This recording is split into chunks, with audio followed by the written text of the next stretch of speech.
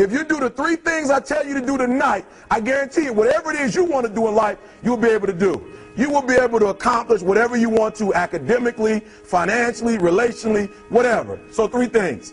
All right, I'm going to tell you the story. I got to get out of here. And the story is about, you guys have probably heard about this before. It was a young man who, he wanted to make a lot of money, and so he went to this guru, right? And he told the guru, I want to be on the same level you're on. And so the guru said, if you want to be on the same level I'm on, I'll meet you tomorrow at the beach at 4 a.m.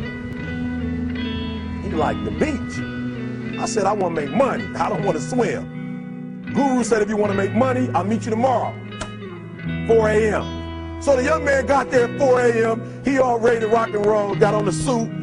He should have worn shorts. The old man grabs his hand and said, how bad do you want to be successful? He said, real bad. He said, walk on out in the water. So he walks out into the water. Watch this. When he walks out into the water, it goes waist deep. So he like, this guy crazy. Adrian, like, I want to make money. He got me out here swimming. I didn't ask to be a lifeguard. I want to make money. He got me in. So he said, come out a little further. Walked out a little further. Then he had it right around this area, the shoulder area. So this old man crazy. He's making money, but he crazy. He said, come on out a little further. Came out a little further. It was right at his mouth. My man like, I'm about to go back in here. This God is mine. So the old man said, I thought you said you wanted to be successful. He said, I do. He said, walk a little further. He came, dropped his head in, held him down, hold him down. My man getting scratching, holding him down. He had him held down. Just before my man was about to pass out, he raised him up. He said, I got a question for you. Somebody answered the question for me. He said, when you were underwater, what did you want to do? He said, I wanted to breathe. He told the guy, he said, when you want to succeed as bad as you want to breathe, then you'll be successful.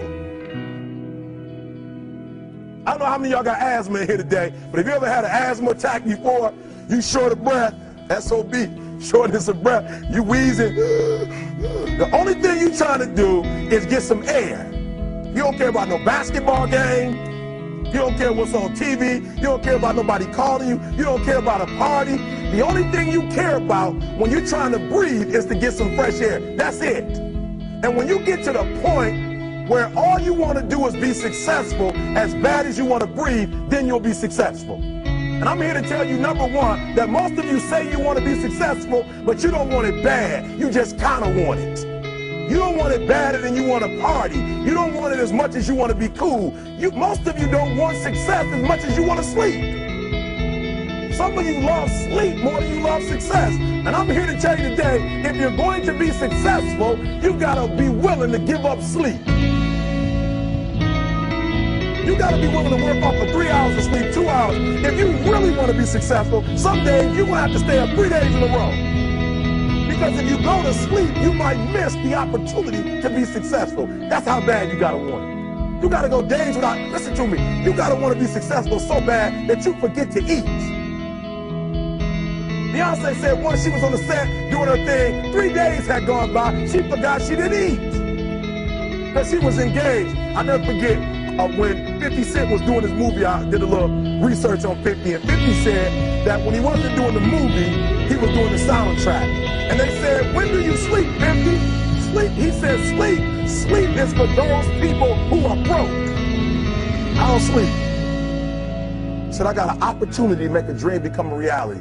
And watch this, there was a commercial. Emmitt Smith had won his first Super Bowl, and he had this commercial when he was lifting weights. I don't know if you saw the commercial when he was lifting, and he said, Emmitt said, you know what?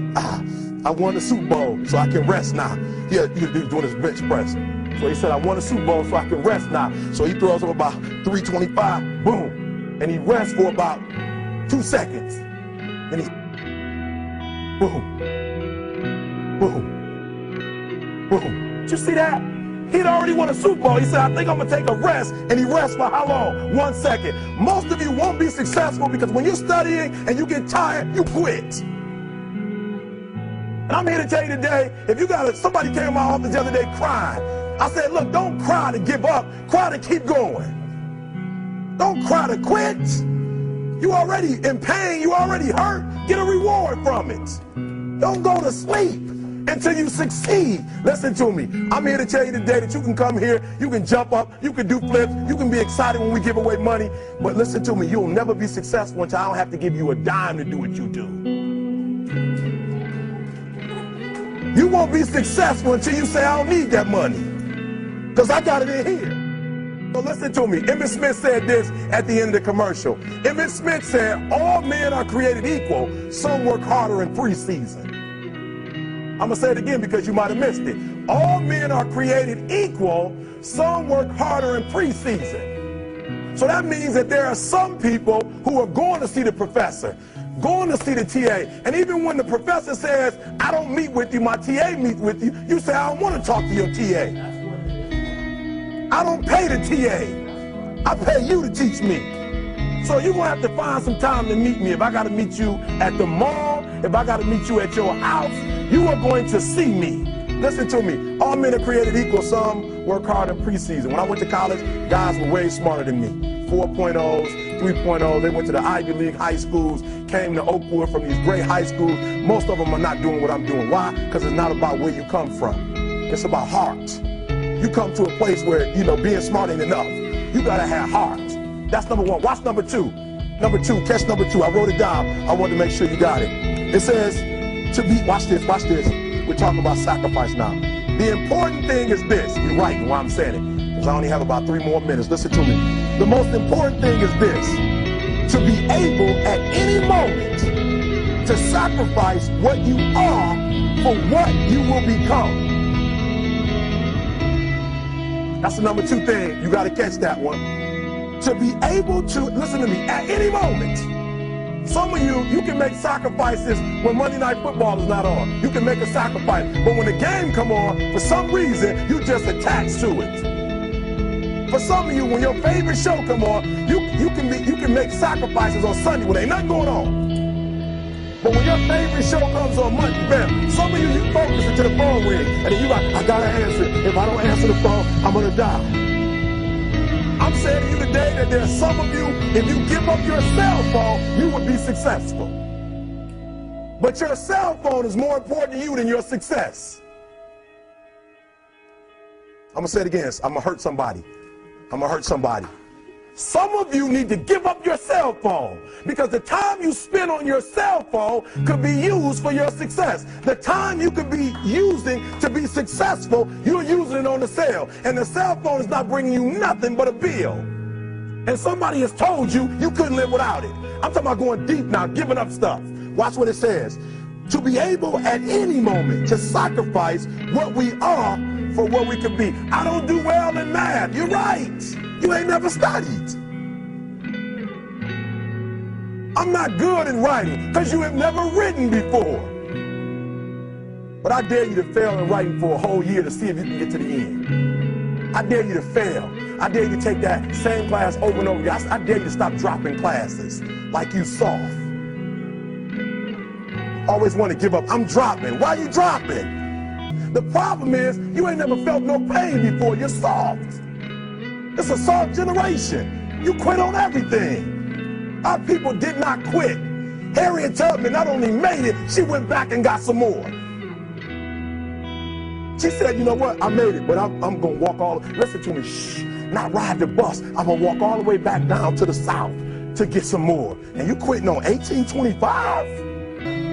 I'm serious. You quitting and you ain't even tried yet. Last one, I'm sorry. Last one. Listen to me. Pain is temporary. It may last for a minute, or an hour, or a day, or even a year. But eventually, it will subside. And something else will take its place. If I quit, however, it will last forever. Listen to me, I'm telling you as I leave. I was homeless for 2.5 years. And the problem with most of you never felt no pain before. Y'all spoiled. Y'all spoiled. Some of y'all spoiled. Just bottom line. Your parents have done everything for you. You never had to do nothing for yourself. You're spoiled. We're going to keep it real tonight. Some of you are spoiled brats. Every time you ever got in trouble, somebody in your house got you out of it. Every time you've done something you're not supposed to do, people say, Eric, your mother's a tyrant. You're right. She kicked me out. You're right. She's mean, but she developed a man because she put me out there and said, you're going to have to grow up. And some of you have never learned to grow up. And so every time something get hard, you quit, you call mama. I dare you to take a little pain. I dare you. I dare you not to go home. Somebody said, I don't go home, I feel bad. Go through it. You ain't gonna die. At the end of pain is success. You're not gonna die because you're feeling a little pain. I'm not eating like I eat at home. That's why you're about to go to the next level, because if you keep eating like you ate at home, you'll keep being a boy or a girl. It's time to become man, woman. So don't worry about a little pain. My greatest asset is I was homeless, so I can't feel a whole lot of pain. I've already been alone. There's not a whole lot of hurt I can feel. You have to give it everything you got. No more TV, no more parties, no more plans. Get off the phone. I'm sorry, I'm not available until the end of this year. Get off the phone. I'm sorry. No, I'm for real. You reached the right number, but you called me at the wrong time. Call me back January 1st. I'm about to get busy now. Huh? I want you to have a countdown of your own and say when the countdown is over, we're the real, watch me, because when I was homeless, I knew something was wrong. I knew that wasn't the best of me. And one day I said, will the real Eric Thomas please stand up? Will the real Eric Thomas please stand up? Stop being this high school dropout. Stop giving up. Stop sleeping on the street. Stop walking up and down Fecal Avenue like you ain't got nothing, and get your GED. Stop being afraid to take a test. Stop being afraid to go to college because your daddy didn't go and your mama didn't go. Stop being afraid and be the best Eric Thomas you can be. But listen to me, it's going to be hard. It took me 12 years to get a 4-year degree, but I got it. And guess what? On a degree, it don't have dates. So if it took you 4 and it took me 12, it don't show up nowhere. But I'm exactly where I wanted to be because I realized I got to commit my very being to this thing. I gotta breathe it, I gotta eat it, I gotta sleep it. And until you get there, you'll never be successful in life. But once you get there, I guarantee you, the world is yours. So work hard and you can have whatever it is you want. Thank you guys for your time.